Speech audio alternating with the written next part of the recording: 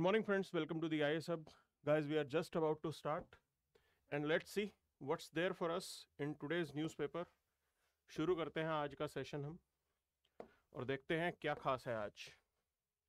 So, let's first begin with this particular statement. Now here, so good morning everyone. Sachin, Vicky, Anjali, Mohit. चलिए. So, whatever you leave behind is not what is engraved in stone monuments, but what is woven into the lives of others. ये statement बहुत important है, बहुत अच्छा message हमें अपनी life में दे रही है. And there are few things that are happening in the present time. One is related to materialism. आज अगर हम बात करें, people they are just blindly, you can say, running behind materialistic values. But this is what you have to understand.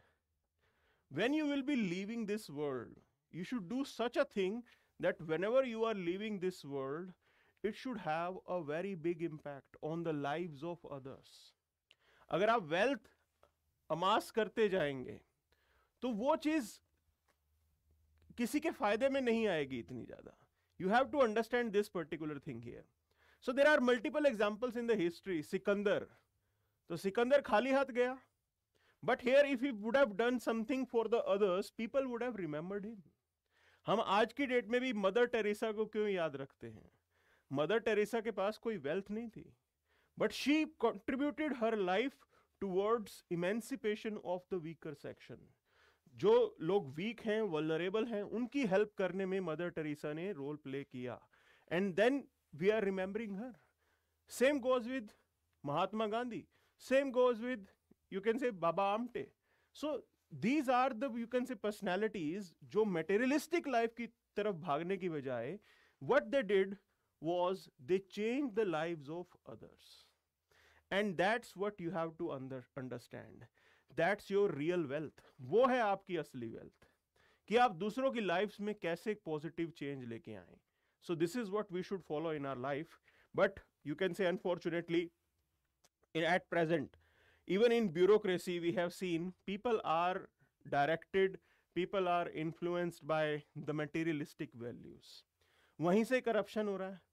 आपको ये opportunity मिली है that you can serve the society, you can serve your country, you can serve the humanity. So cherish that opportunity. Don't waste it. That's the point here. आगे बढ़ते हैं. So in today's session, we will be looking into these particular cases. Adani का मामला चल रहा है.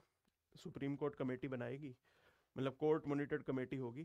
जियो heritage bill will look into some of the provisions. Arrow India expo, then house rules and expansion of words. Okay. हिली urban India, क्या issue है वहां पे अर्बन इंफ्रास्ट्रक्चर का. कॉन्स्टिट्यूशनल ओथ को लेके बात करेंगे. पेंडिंग ट्रांसफर्स इन हाई कोर्ट जजेस. Appointing the x supreme court जज as governor. So these are few things that we will be looking into. तो पहली चीज देखते हैं, Adani case. Okay. Now basically the court is looking into it, and both Union Government and SEBI, Securities and Exchange Board of India, they said that they have no objection on Supreme Court constituting an expert committee regarding examining the existing regulatory regime and framework. See, you have to understand here, this is the sad part. In India we do have separation of power. हम अक्सर इसकी बात करते हैं. Ideally, this formation of committee, it should have been done at the level of either legislature or it should have been done at the level of executive. इनके end पे किया जाना था ये काम. But contrary to this, what is happening here, the relief is basically coming from the court. Judiciary is helping us out, and this is the present thing you have to understand, because ये चीजें linked हैं बाकी चीजों से भी. आगे जो news आएगी कि एक एक्स सुप्रीम कोर्ट के जज को गवर्नर बना दिया गया है, this will be linked there. I'll link this particular arrangement that judiciary is coming up with these judgments. क्योंकि हम एग्जीक्यूटिव और लेजिस्लेचर पे तो विश्वास नहीं कर रहे हैं. So they are also happy. Now SEBI will be you can say it will be part of executive, quasi judicial role भी play करती है. But it is also ready that judiciary is coming up, judiciary is forming an expert committee. वो भी इस चीज से खुश हैं. अब मेजर पॉइंट यहां पे जो है, the whole debate is about the corporate governance. This is a classic case of poor corporate governance here. That if there are some issues, if there are some regulatory shortfalls, those things have to be addressed. और ये पहली बार ऐसा नहीं हो रहा है. I hope you remember the case of Punjab national bank. और banks को रेगुलेट कौन करता है? Reserve Bank of India. So this is not the first time we are witnessing this thing, that issue related to poor regulation is coming up. This is the issue of poor regulation, that somehow Securities and Exchange Board of India, either it doesn't have power, या तो power नहीं है, or it has not been able to deal with this particular issue.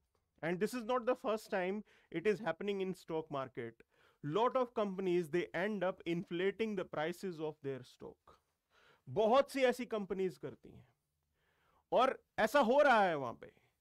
So you have to understand these things here, that it is important that we should, you can say, facilitate corporate governance. Otherwise, the interest of small investors, it will be impacted. It is the duty of the government to protect the interests of the investors. ये duty है इनकी, और यहां पे अगर ये नहीं होता, this is the sad thing here. So ये सारी प्रॉब्लम है. This is the whole debate. Now there are a lot of, you can say, committees regarding corporate governance. So one committee is related to Kotak committee is there, Uday Kotak committee. Okay. Then you have Kumar Mangalam Birla committee. Birla committee is also there. There is Cadbury committee. Okay, ये UK की committee है. It is also regarding the corporate governance. So we have multiple, you can say, recommendations regarding steps that are to be taken. The point is this, like other areas, here also we are poor at implementation. यहाँ पे भी गड़बड़ किसकी हो रही है? Implementation की हो रही है. So this is what we need to understand here. ये सारी point समझना है आपको. जो small investor है उसके interest को जरूर हमें बचाना है. So let's move to the next particular news, which is related to the geoscience community calls for a broad panel of experts to power heritage bill. Okay. Now the government is coming up with this power heritage, this draft heritage bill. What it is about? So it talks about protecting India's geological heritage. अब geological heritage में आता क्या क्या है? So here we have fossils, sedimentary rocks, natural structures that are there. They are also heritage for us. वो भी हमारे लिए heritage है. अच्छा, when we look into this, your DPSP talks about preserving the monuments. ये सब preserve करने की बात करती है हमारे, but वो natural heritage को preserve करने की बात नहीं करती. Natural heritage के लिए there is an different arrangement. Okay, and the term natural heritage is not mentioned there. Fundamental duty talks about preserving the heritage and culture. Fundamental duty बोलता है हमें हेरिटेज और कल्चर को बचाना है. तो these provisions are there in the system, in the constitution. अब बात करते हैं यहाँ पे what it is talking about. This bill basically it gives power to declare a particular site having geo heritage value. Like this will be a site, it will be having a geo heritage value. उसके बाद there will be an effort to preserve that particular site. चाहे वो fossil हैं, चाहे वो corals हैं, चाहे वो और natural structure है, उसके बाद आप effort मारोगे कि आप उसको preserve करोगे. This is the point here. Then you can say it can take possession of the relics that rest in the private hands.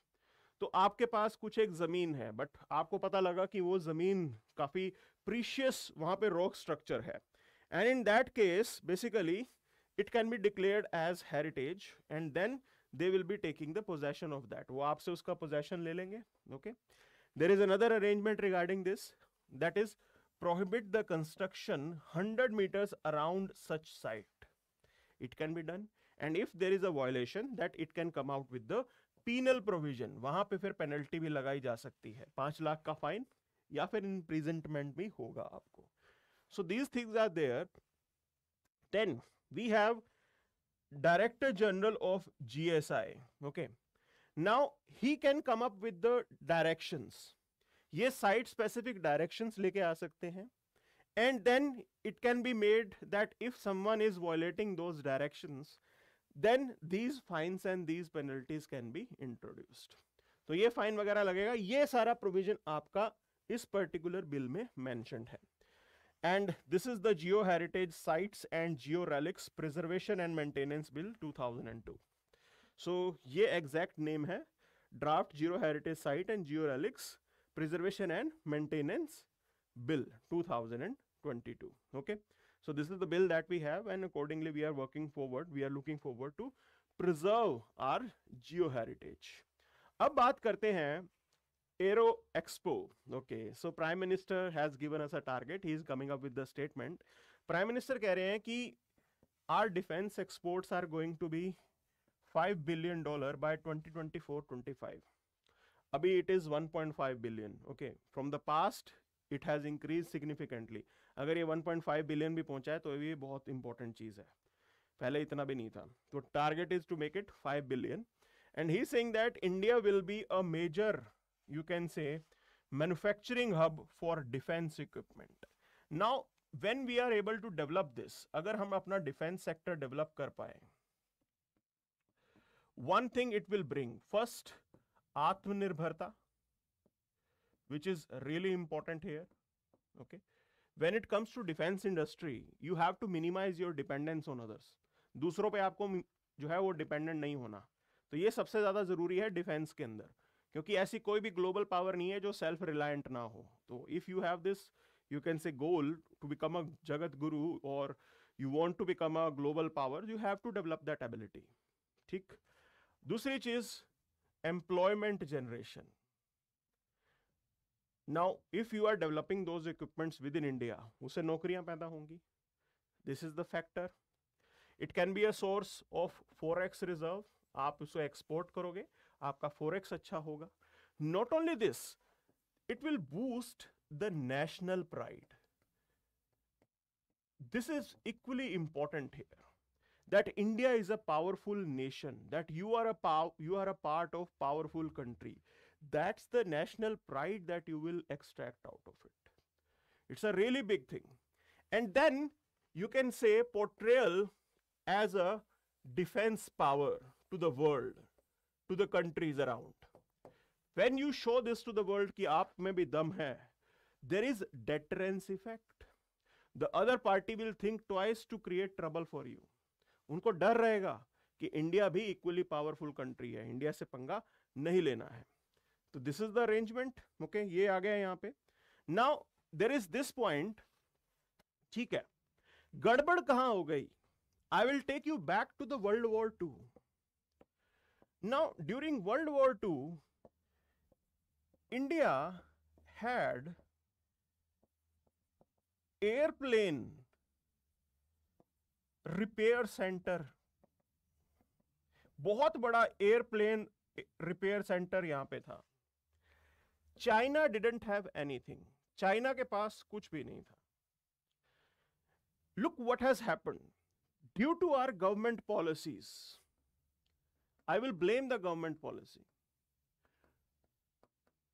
We have not been able to create और develop fully indigenous aircraft. Yes, we do talk about LCA, Light Combat Aircraft, तेजस. हम बात करते हैं तेजस की भी, तेजस है हमारे पास. ठीक है, but it took many years for us. इतने साल लग गए आप तेजस बनाते बनाते. आपके पास तो वो एयरप्लेन मैन्युफैक्चरिंग या फिर आप बोले कि रिपेयर यूनिट इंडिया में ऑलरेडी था. ब्रिटिशर्स प्रोवाइड करके गए थे आपको. We didn't capitalize on it. अगर आपका डिफेंस प्रोग्राम या एयरप्लेन एयरजेट प्रोग्राम स्टार्टिंग से ही आपने फोकस किया होता, things would have been different. we would have been, you can say, in a position to develop aircraft. जो तेजस आज बना है, it would have been developed 20 years back. और आज आप 5th generation aircraft की बात कर रहे हो, it would have been possible now as well. अब तक वो possible हो चुका होता. See, you have to understand, like in defense industry, the creation of a product, it may take years. It may take 10-15 years. आपको regular ये capability develop करनी पड़ती है, because no country is going to share technology with you. This is the state of the art thing. ये best product होते हैं जो countries अपने पास रखना चाहते हैं. They will not share it with you, so you have to develop that ability. तो सेम जो चीज हम पहले कर सकते थे, लाइक इट्स बीन ईयर्स कि हम आज कर रहे हैं, तो it's a, you can say from my point, हम काफी लेट हो गए यहाँ पे. Okay, the only point was the government policy. Now not only this, I would like to say after independence, if you look into the policy, before India China war, military defence was not even a priority for the government. सरकार के लिए priority ही नहीं थी. वो तो हम जागे तब जब चाइना वॉर हुआ 1962 में. Then we realized that it is important to buy equipment to have this ability to defend your borders. और अगर आपके border ही defended नहीं है, how will you facilitate development? Forget about development if your borders are not secure. That's the major thing that we require here. But today, you can say we are still dealing with this. One thing they are focusing on, that we want private sector to participate in this. Okay. Now, at present, government alone cannot do it. So government agencies अगर आप देखें, there are lot of issues with them. Ordnance factory की बात करें आप, Ordnance Factory Board, it's a very slow organization. It is highly bureaucratic. I'm not saying that they have not provided us with the products. वो regularly हमें जो है equipment provide करते रहे हैं. But this is the point that have to be figured out. कि भी ये एक ब्यूरोक्रेटिक ऑर्गेनाइजेशन है, बहुत ही स्लो ऑर्गेनाइजेशन यहाँ पे रही है, and we have to revamp these organisations as early as possible. ये चीज करनी बहुत जरूरी है. So right now government is thinking of revamping this ordinance, you can say factory board, but again implementation थोड़ा ढीला चलता है हमारे यहाँ पे. So we have to be quite concerned about these things. These things have to be taken, you can say, quite seriously. और जितनी जल्दी रिफॉर्म हो जाएगा उतना जल्दी अच्छा होगा. This is the point. आगे बढ़ते हैं. So here he is talking about the Lok Sabha rules and the expansion of words.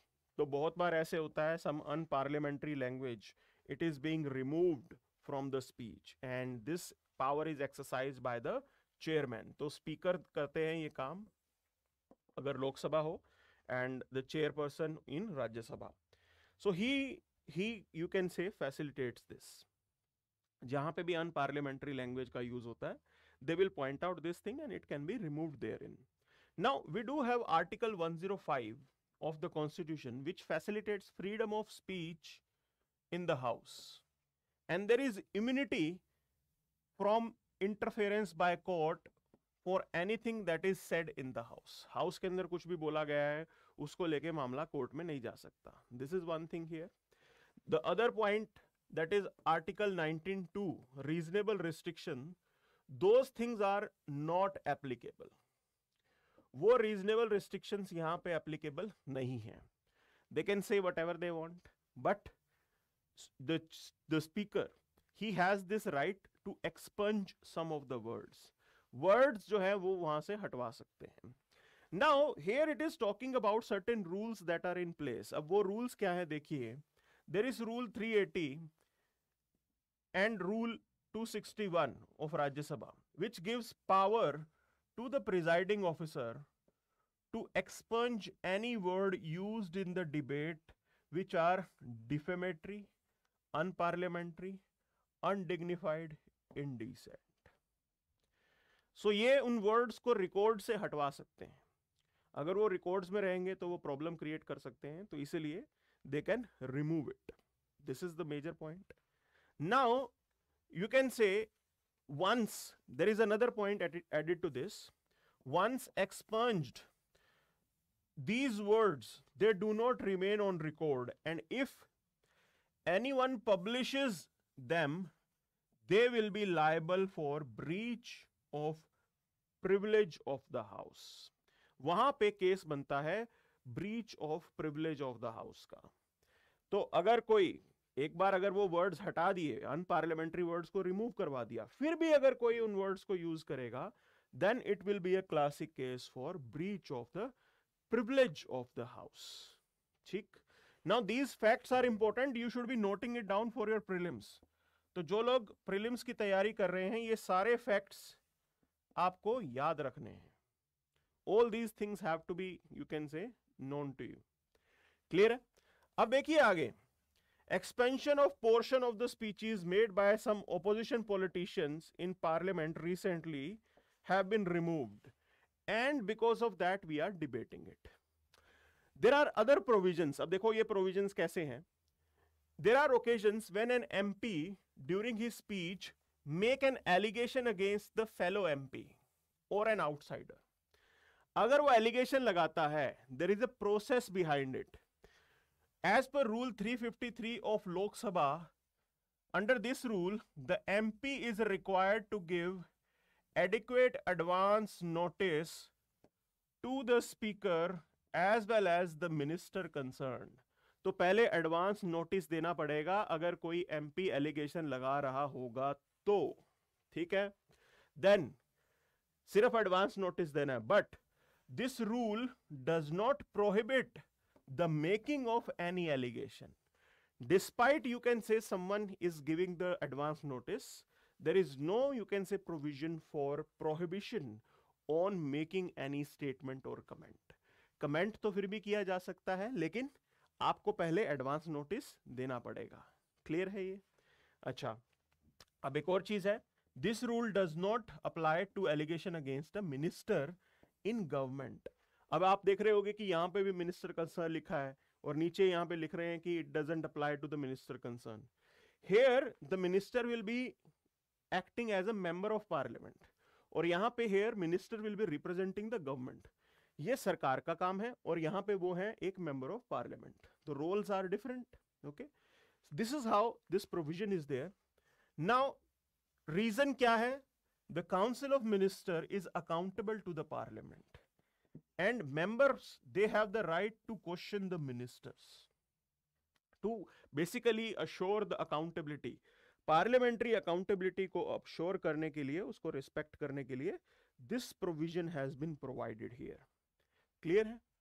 Then there are, you can say, other things in this. Member of parliament, they need to follow certain procedure while making an allegation against a minister, and this procedure has been laid down by speaker. ठीक है. अच्छा, कैसे है ये? Presiding officer has carefully laid down a system. एक system उन्होंने बनाया है. First is this, that person needs to be factually correct before making an allegation. ऐसे randomly आप allegation अंदर house में नहीं बना सकते. आपको factually correct होना पड़ेगा. You have to produce the facts, whatever that MP is saying. This is the point. Okay, you have to comply with the rules. So these are the things that are existing. बिना rules के कोई भी नहीं है. ऐसा नहीं है randomly कोई कुछ भी बोले. Things have to be done as per rules. Now let's move to the next, you can say, article editorial, which is on urban hilly area, and it is talking about Joshimath. So it started with this information that there was this tunnel boring machine that was established. अब पहाड़ों के अंदर tunnels वगैरह बहुत सारी बनी है. उस एरिया में बनी थी tunnel. This tunnel took out somewhere around 800 litres of water पर सेकेंड. मैंने आपको ये चीज पहले भी बताई है, माउंटेन्स के अंदर पानी पॉकेट्स में इकट्ठा हुआ होता है. So when you tunnel it, पानी एकदम से आ जाता है. हमारे यहाँ पे जो प्लेन्स का एक्विफायर है, it is connected. Plains में एक्विफायर नीचे से कनेक्टेड होगा, but when you talk about mountain aquifer, it is there in pockets. और आप जब टनल बनाते हो पानी निकल जाता है. Now what happens is this, when you are creating a tunnel and you are sucking out that water, it disturbs the pressure equilibrium. तो अंदर का जो pressure equilibrium होगा वो सारा का सारा आपने डिस्टर्ब कर दिया। पहले वो एक कांस्टेंट इक्विलिब्रियम में था, प्रॉब्लम नहीं थी, अब आपने सारा पानी निकाल दिया तो दो that area will be disturb. Clear है? वो पूरा एरिया आपका डिस्टर्ब हो जाएगा। ये प्रॉब्लम है। There is another thing associated with this. See rules that are for plains they can not be applied in hilly areas. जो कंस्ट्रक्शन रूल्स हैं वो उस स्पेसिफिक एरिया की रिक्वायरमेंट को एड्रेस करते हुए आपको बनाने पड़ेंगे। But here are few things that have been pointed out. Problems क्या है हिली अर्बन इंडिया की? Landslide incidents they are increasing. 12.6% of India's land area is prone to landslide, specifically in Sikkim, West Bengal and Uttarakhand. Government policy makes the things worse because when it comes to implementation of that building code, अब हम आप बोलोगे sir building code तो exist करता है, ठीक है, हमने बिल्डिंग कोड बनवा दिया। Problem comes when we talk about implementing it. Implementation में सबसे बड़ी प्रॉब्लम है, यही है सबसे बड़ी समस्या, and this we have to deal. Other is related to the land use planning. How are we facilitating, what are the different construction type that is allowed? किस एरिया में डेवलप कर रहे हो, वैली में डेवलप कर रहे हो, slope पे डेवलप कर रहे हो, कहां डेवलपमेंट कर रहे हो? Those questions are also important. So ये सारी समस्याएं ऐड हो रही हैं, and are landslide vulnerability, it has increased because of these factors. Then there are additional factors, anthropogenic factors like movement of transport. बड़े बड़े ट्रक आजकल चल रहे हैं, we are blasting the mountains for construction of highways. Those factors are also existing. Clear? Now he is talking about what should be done, solution क्या है, and the first thing he points out is about having a credible data. So Geological Survey of India, it has conducted a national mapping exercise where it has mapped the vulnerable sites that are there. What I am saying is this: there should be local mapping done by the district administration as well. District administration भी local mapping करे to identify the spots that are vulnerable. जहां पे landslide वगैरह होने के chances ज्यादा हैं, उन स्पॉट्स को आपको अपनी लोकेलिटी में आइडेंटिफाई करना पड़ेगा। आप वहां से शुरू कीजिए, you identify it, you just check it out, you can carry out the audit आप कीजिए regarding the whole city, that in which particular part of the city the construction is of poor quality and vulnerabilities can be find out. Those things can be done, वो find out करना पड़ेगा आपको। Then it talks about one thing, case study related to the Aizawl. Now it is quite vulnerable, it is in zone 5, seismic zone 5 है, earthquake वहां पे आ सकता है, okay, and he is saying that if the earthquake of somewhere around 7 it comes and then more than 1000 landslides will be there और सारा शहर तबाह हो जाएगा। So considering the vulnerability that exists around Aizawl, they have developed landslide action plan, and regularly these documents are updated. So they updated the regulation to guide the construction activity in the hazardous zone, and not only that, they have assured the civic society participation. That's the important part here. So they have formed city's landslide policy committee, and which is cross-disciplinary in nature, and they do have participation from the civil society, university students. They all participate to make sure that the city is protected. This type of arrangement we have to assure in other hilly parts, because when people are participating, first thing is this: the chances of success of government effort, it is going to increase. जब जनता सरकार के साथ मिलकर काम करती है तो जो भी गवर्नमेंट एफर्ट लेगी वो डेफिनेटली इंप्लीमेंट होगा, वो सक्सेस जो है वो बढ़ा देगी आपकी। क्लियर है? सो साउंड नहीं आ रहा है, साउंड बिल्कुल अच्छे से आ रहा है। अपने डिवाइस की साउंड इंक्रीज कीजिए, मेरे को लग रहा है कि साउंड में कोई प्रॉब्लम नहीं है। चलिए आगे बढ़ते हैं। That's the point here. Then Varun Gandhi is further highlighting another important issue, that is flood proofing. अब देखो इंडियन सिटीज के अंदर आजकल फ्लड्स काफी आ रहे हैं, अर्बन एरिया के अंदर फ्लडिंग की प्रॉब्लम है. ओके, सो ये रैंडमली जबरदस्ती कमेंट कर रहे हैं, साउंड नहीं आ रहा है. मेरे पास भी डिवाइस है भाई, साउंड पूरे अच्छे तरीके से आ रहा है, प्लीज दूसरों को डिस्टर्ब मत कीजिए. फ्लड प्रूफिंग की बात करें, now they are talking about few things. की पहली चीज है, we have to step back from filling the water bodies. Now what is happening here? हो क्या रहा था कि हम रिवर फ्लड प्लेन्स को फिल अप करते जा रहे हैं.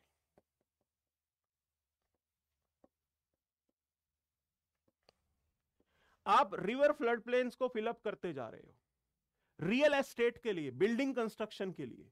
रिवर का नेचुरल फ्लो वो डिस्टर्ब हो गया है. Now, today how we are carrying out construction in the cities, सब कंक्रीट का जंगल है एक तरीके से. There are no open areas. और ये सबसे बड़ी प्रॉब्लम है. Why I am saying that it's a very big problem. Open areas, they used to act as a sponge point. वहां से वाटर पर्कुलेट होके आपके ग्राउंड वाटर में चला जाता था. आज वो पानी का volume, it is there on the surface, it is not going down to the water table. जो अंडरग्राउंड एक्वीफायर है वो वहां तक आपका पानी जा ही नहीं रहा है. वो सारा पानी सरफेस के ऊपर है. सरफेस के ऊपर रहेगा, वॉल्यूम इंक्रीज होगा, फ्लडिंग हो जाती है. ये प्रॉब्लम है. Cities used to have lakes. पहले लेक होते थे बड़े बड़े. नाउ जैसे बेंगलुरु, अब वो लेक देखने को ही नहीं मिलते, बिल्डिंग्स ही बिल्डिंग्स हैं. Those lakes used to carry that volume of extra water. ज्यादा बारिश पड़ गई तो सारा का पानी वो लेक में चला जाएगा. आज तो वो लेक है नहीं, वहां तो आपने बिल्डिंग बना दी है. So this type of construction we have carried out for real estate. And I would say इसके पीछे भी लैंड माफिया है. Land mafia. There is nexus between the government official, politicians and the land mafia. ये साथ में मिलके किया जाता है ये काम. ये समस्या है. So it is not just one problem, it is mix of multiple problem. One is this, the way we are carrying out development. First we have to look into that. The other part is the governance.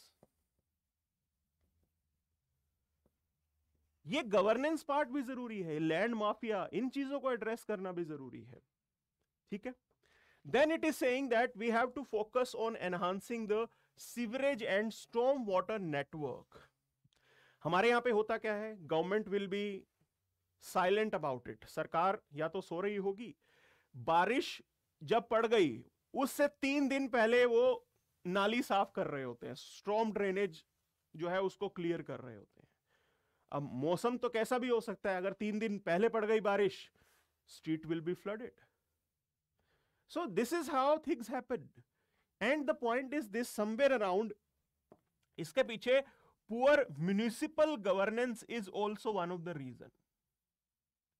जो municipalities हैं उनकी capacity नहीं है, ये समस्या है. So we have to take on these things here.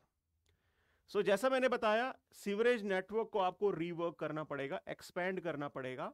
And specifically in the low lying urban areas, पहले you have to identify, geo mapping करो सिटी की, कि हाँ ये लो लाइंग एरिया है, यहां पे पानी की ज्यादा वॉल्यूम होती है, chances of flooding are more in that area. You identify it, then try to work upon the solution. वो चीज करनी है हमें यहाँ पे. Then river that overflows needs to be desilted. River के अंदर रिवर बेड ऊपर आ जाता है. कैसे ऊपर आ जाता है? ओवर द टाइम सिल्टिंग हो जाती है रिवर के अंदर. You have to desilt that. रेत बाहर निकालिए आप वहां से, so that the volume carrying capacity of the river can be maintained. Then greater spending on flood resilient architecture. So river embankments we have to develop, flood shelters in the coastal areas, flood warning system. These things are necessary. And not only that, there have to be an effort, a team work, एक team work जो है वो साथ में लेके आना है। Okay तो आज के डेट का टीम वर्क कैसा है? देखिए टीम वर्क कैसा होगा। So you have one agency for dam management, एक एजेंसी है आपकी डैम मैनेजमेंट की। They have to work as a team with the municipal government. Why I am saying this? Because I am analyzing what happened in Chennai. तो चेन्नई में क्या हुआ, तो ये पॉइंट देखना है। चेन्नई में कैसे हुआ, पीछे से पानी रिलीज कर दिया उन्होंने, डैम से वाटर रिलीज कर दिया। लोकल अथॉरिटीज को पता ही नहीं है कि पीछे से पानी का वॉल्यूम बढ़ रहा है। That's why this have to be done as a team. They should at least know about it.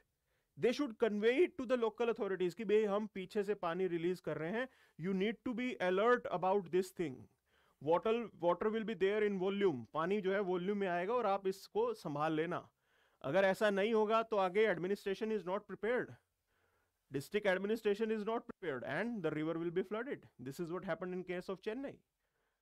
So these things we have to do. Now these things can be done at the administrative level.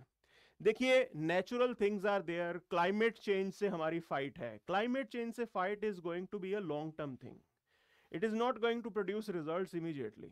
So you have to work on these areas regarding, you can say, making the city infrastructure resilient to flood, creating awareness among masses, prepare them how to handle. There should be standard, you can say, operating procedure, SOPs for city administration, SOPs for police. वो आपको immediately करने पड़ेंगे, क्योंकि climate change वगैरह का solution तो बहुत लंबे में जाके आएगा, वो इमीडिएटली नहीं आएगा। क्लियर है? चलिए, then next point is protecting the blue infrastructure areas, that is places that act as natural sponge that absorb the water. Okay, you have to provide that. और आज की डेट में एक और कंसेप्ट निकल के आता है जिसको बोलते हैं sponge city concept. City development should be carried out on these areas, on this particular concept. अब ये sponge city concept क्या है? What we will be doing in the sponge city, we will keep some spaces open. कुछ areas को आप open रखेंगे जहां से पानी ground water recharge के लिए use होगा। You have to do it. अच्छा, at present there is this model, a pedestrian subway देखा है आपने? pedestrians के लिए जो चलने की जगह होती है, there the bricks can be in that model. थोड़ी सी घास, थोड़ी सी bricks grass, even they can have that open area, ताकि बारिश पड़े तो वो बारिश जो है पानी नीचे percolate हो जाए। Those type of things have to be done. Road construction materials, so at present that type of material is available जहां से पानी नीचे चला जाता है, वो चीज आपको facilitate करनी है। So we have to do things in a multiple, you can say, way. अलग अलग areas के ऊपर focus करना होगा। So this is how things are to be done. Okay, let's move to the next, you can say, editorial, which talks about the importance of oath. So constitution is the supreme law of the land. It facilitates governance in the country. Okay, और हम संविधान के नाम पे कसम भी खाते हैं। We do take oath. संविधान की रक्षा करूंगा। Okay, this is what my responsibility is. I will implement the constitution. Those things are there. It's quite broad. It provides us the policy, the power equation, the interaction between different agencies. क्या कौन सी bodies होंगी, कैसे वो काम करेंगी, उनके बीच के relation कैसे होंगे, how they are going to operate, what powers they are going to have. Those things are quite clearly mentioned in the constitution. ये हमारा संविधान है, and और इसी संविधान की आप खाते हो कसम। Okay. Now there are few things that ठीक है कसम तो हम खा लेंगे, लेकिन still there are loopholes within it. One is that constitution doesn't prescribe any disqualification for the appointment of chief minister. ठीक है, ये आर्टिकल 164(1) में है। Other point is this, मतलब ये आर्टिकल 164 की बात कर रहा हूं मैं। Other is article 173. It disqualifies a person with prior conviction from being a member of legislature. तो सीएम के डिस्क्वालिफिकेशन का कोई फंडा नहीं है, बट मेंबर डिस्क्वालिफिकेशन का अरेंजमेंट है यहां पे। ठीक, ये चीज आ गई। Other question is regarding the oath. जो हम कसम वगैरह खाते हैं.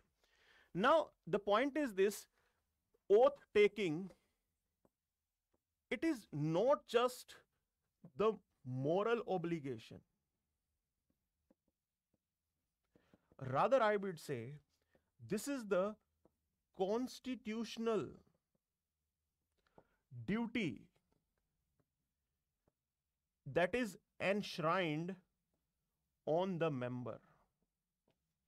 ये कॉन्स्टिट्यूशनल ड्यूटी दी जाती है ओथ के through. So oath is also important, ये भी बहुत हमारे लिए इंपॉर्टेंट है. We cannot take it that these are just words, that it is just a formality. No, it is not just a formality. It has its utility. It brings the constitutional obligation, constitutional duty on that person to work as per the oath that he is taking. ये यहाँ पे बहुत जरूरी है और ये समझना भी बहुत जरूरी है. So we cannot take it that it's just a, you can say, light thing. ये पॉइंट आपको यहां पे जानना होगा. Okay, now we have, you can say, even oath for the जज of high court which say that declaration of allegiance to the constitution and performance of duties with and without fear, means without fear, favor, affection or ill will. So here it is the responsibility on the judge to have allegiance to the constitution, and not only that, they have the responsibility to even protect the constitution. Constitution को uphold करना, uphold the constitution and the laws. This is what their responsibility is about. So we cannot say that these are just words. These are important things, and these are equally important to facilitate justice. That the judiciary will provide justice to the masses without any bias. कोई bias नहीं होगा, impartial way में they will be providing the justice. This is what your constitution is coming up as a message. Clear है? चलिए. Now let's move to the next part. Next article is about, worried about pending transfers. Supreme Court says a lot more needs to be done. और बहुत कुछ करने की जरूरत है. One is this collegium. Okay, it has given the suggestion, collegium करता है suggestion regarding transfers and recruitment of judges of Supreme Court and High Court, and the final decision is taken by the president. Clear है? और president ये खुद अपने मन से नहीं करते हैं. Basically he acts on the behalf, on the instruction of Council of Minister. तो Council of Minister पीछे से बताता है, and this is how the whole process is facilitated. Clear है? Now they are coming up with this thing कि ठीक है, ये point तो आ गया. Why this issue is still prolonging? अब तक इसका solution क्यों नहीं आ रहा है? The problem is there because your executive and your judiciary, they are not trusting each other. They are not trusting each other. ये एक मेजर पॉइंट है और वही प्रॉब्लम भी आ रही है. Because they are not trusting, they are not interacting with each other. As they are not interacting, they are not coming up with the solution to these particular problems. This is how this issue is still prolonging. ये पूरा मामला है. Clear है? Then we have Law Minister Rijizu scoff off the criticism over appointment of ex-Supreme Court judge of the governor. See, as the governor, see, you need to understand Supreme Court, High Court, or you can say judiciary. What is the equation that they have with citizen? That equation is of trust. कि एक आदमी है जो आपको justice देगा, ये हम trust करते हैं ना जुडिशरी के ऊपर. वहां से ही सारी चीज बन के आती है, तो आप जुडिशरी को ट्रस्ट करते हो. Now another important part is independence of judiciary. Clear? We have seen it in the past that executive will try to curtail the independence of judiciary.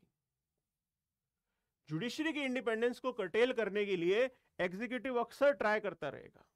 They want to influence the judiciary. We have seen it. This is happening. And what happens is that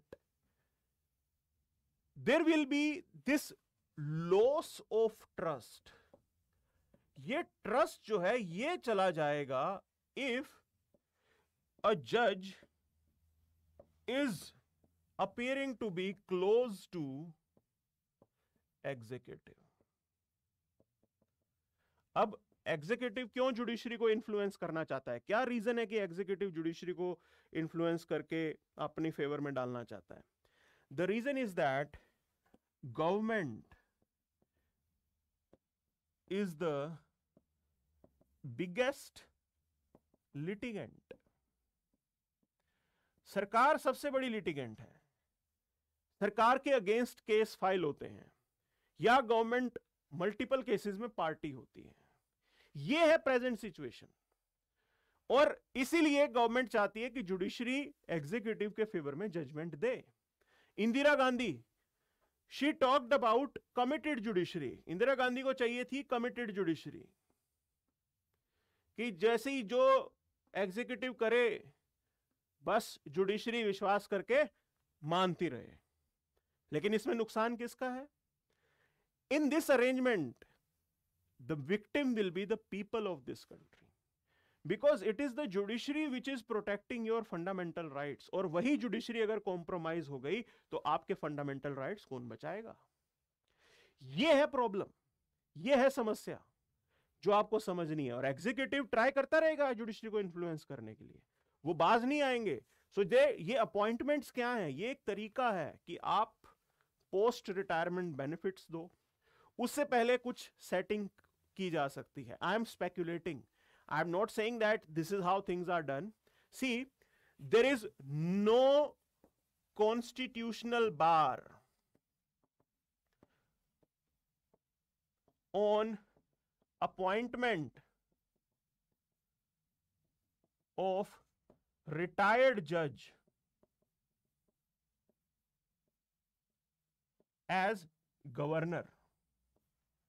constitution ने नहीं बोला है कि आप किसी retired supreme court जज को governor नहीं बना सकते. No. My point is this, is it not the moral responsibility? क्या ये मोरल रिस्पॉन्सिबिलिटी नहीं लेके आता जज के ऊपर? And I am saying this, यहां पे तो ये डिसीजन जुडिशरी का है पूरा का पूरा. वो खुद रियलाइज करें इसको, वो खुद मना कर सकते हैं वॉलंटरली कि yes we don't want any perks, हमें कुछ नहीं करना रिटायरमेंट के बाद, पोस्ट रिटायरमेंट कुछ भी नहीं चाहिए हमें. Justice Chelameswar, he said these things. वो कहते हैं कि मैं रिटायर होकर सिर्फ अपनी घर में जाके खेती करूंगा, मुझे कुछ नहीं चाहिए. और वैसा ही उन्होंने किया. he didn't even ask for the post retirement thing from the government, because that's the way the independence of the judiciary can be compromised. और ये चीज समझना बहुत जरूरी है हमारे लिए, because if that trust is lost, एक ही तो हमारे यहाँ पे बॉडी बची है जहां पे लोग ट्रस्ट करते हैं, अभी भी बोलते हैं कि I'll see you in court, I'll sue you in court, क्योंकि उनको ये भरोसा है कि भी अभी भी कोर्ट उनके लिए जस्टिस लेके आएगा. जहां जरूरत पड़ेगी, बाकी ऑर्गन्स अपना काम नहीं करेंगी, वहां पे judiciary will emerge as a rescuer. They have this faith within the system and that faith should not be lost. लेकिन अगर जज गवर्नर बनेंगे तो कहीं ना कहीं सवाल तो उठेंगे. That trust should be beyond doubt. लेकिन यहां तो डाउट आ गया, तो इसीलिए इमेज ऑफ जुडिशरी के लिए ये बहुत इंपॉर्टेंट है that they should realise this particular development, that it is not in the interest. okay, ये इनके इंटरेस्ट में नहीं है कि अगर ये चीजों को नहीं बदलते हैं. so just give me a minute, I'll open up the newspaper. सीधा अखबार खोलते हैं अब. okay, and we'll see what's there in it.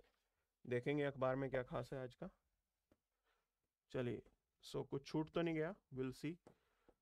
हाँ जी, so like this is what we have done.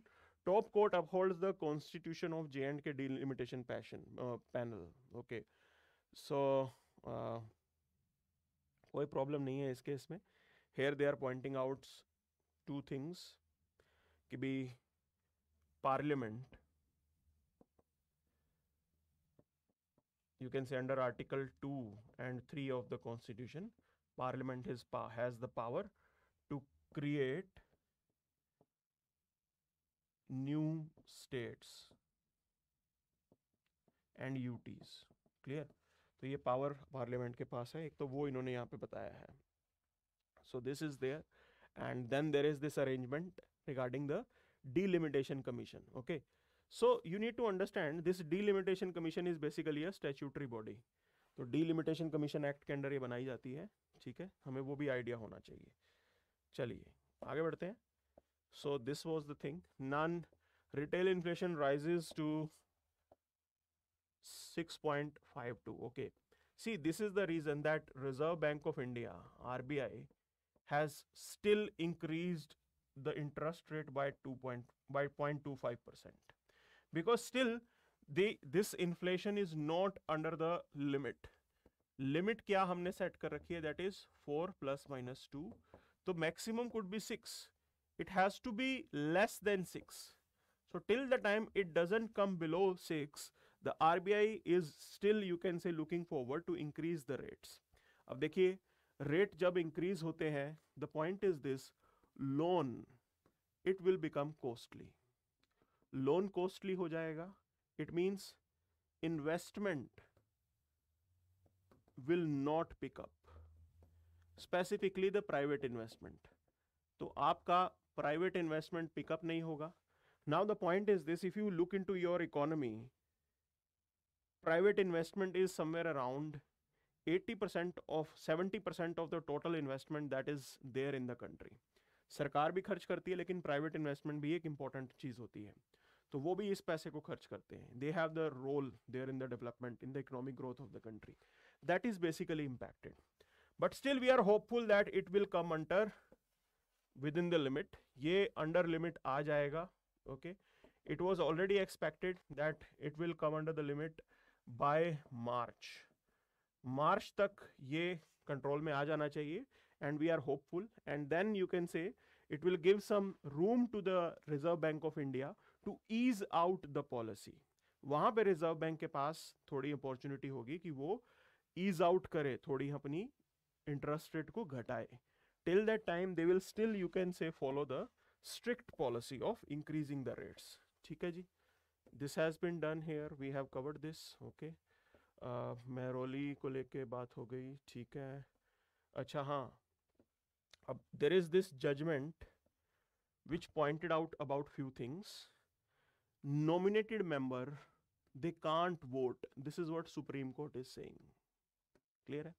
Now local mayor elections are to be, you can say, facilitated, and the court is saying that under Article 243R, in the mayor election, the nominated member of the municipality, municipal corporation, they cannot vote. Clear? वो vote नहीं कर सकते. Nominated member mayor के election में vote नहीं कर सकते. सो ये प्रीलिम्स के लिए नोट डाउन कर लो आप, ये सुप्रीम कोर्ट ने बोला है. ठीक है ना, आर्टिकल 243R का इंटरप्रिटेशन किया है. ओके, तो this thing is there. Then आगे बढ़ते हैं. ओके, चलिए. सो एरो एक्सपो कर लिया हमने. Okay, UK for tie-up in high-ended defense technologies. See, we have to take help from like-minded countries. और उसका major benefit क्या होता है हमें? Suppose we are taking help from UK. Now UK has the technology. And India, what India can bring?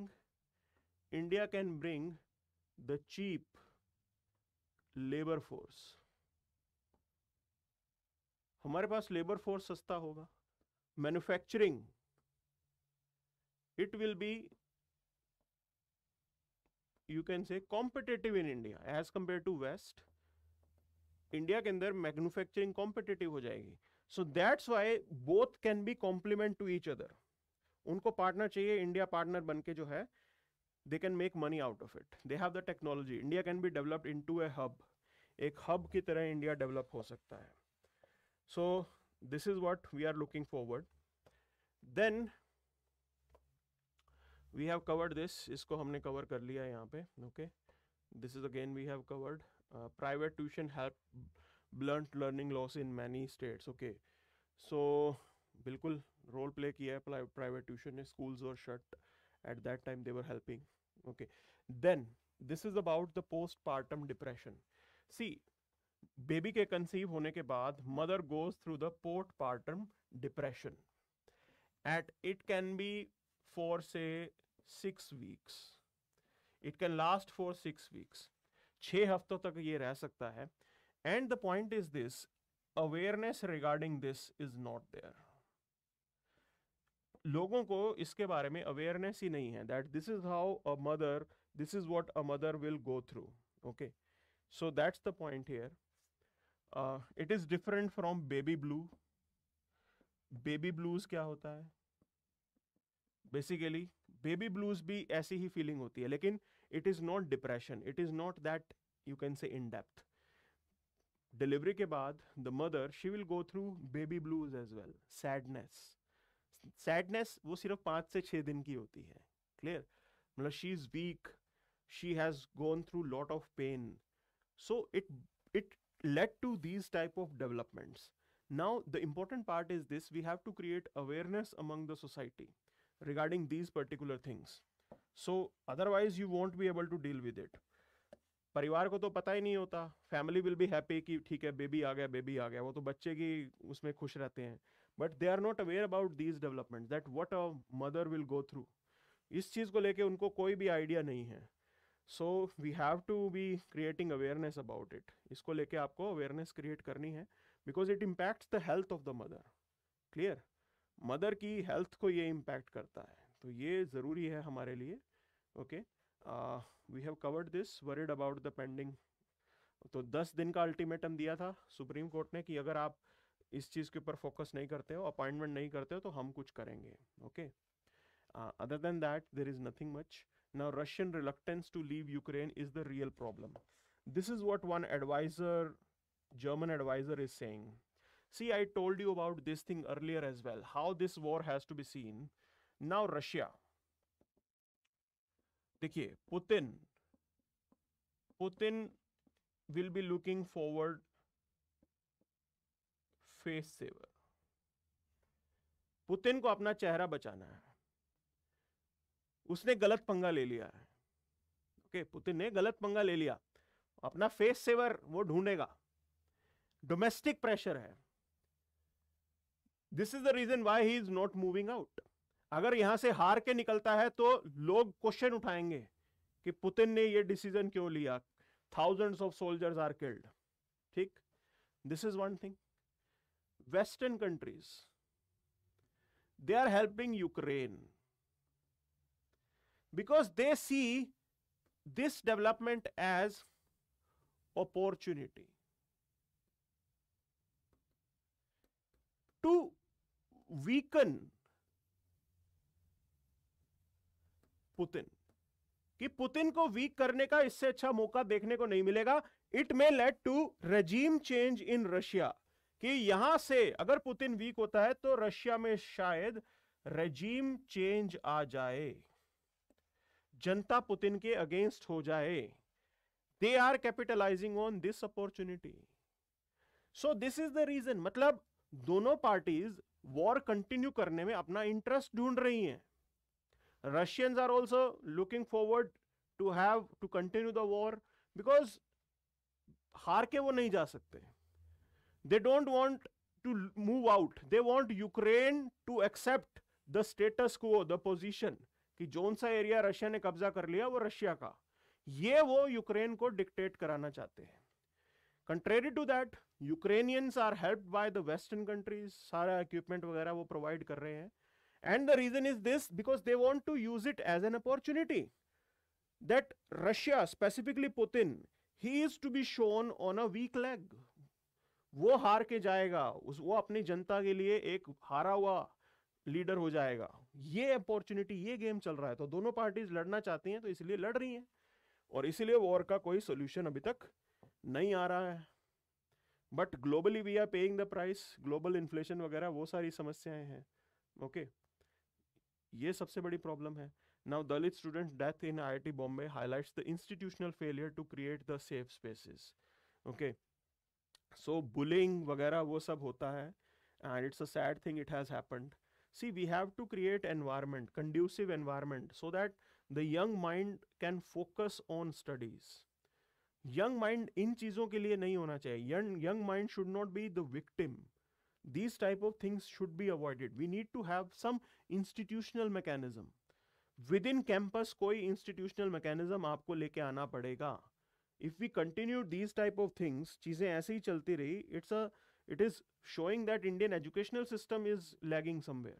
So we have to, you can say, deal with this.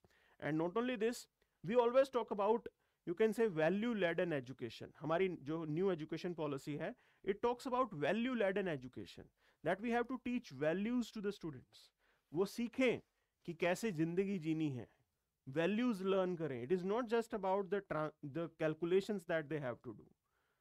Values, कैसे अपने आप को अपना conduct रखना है, वो भी हमारे लिए बहुत ज़रूरी है. That is also to be taught. Okay.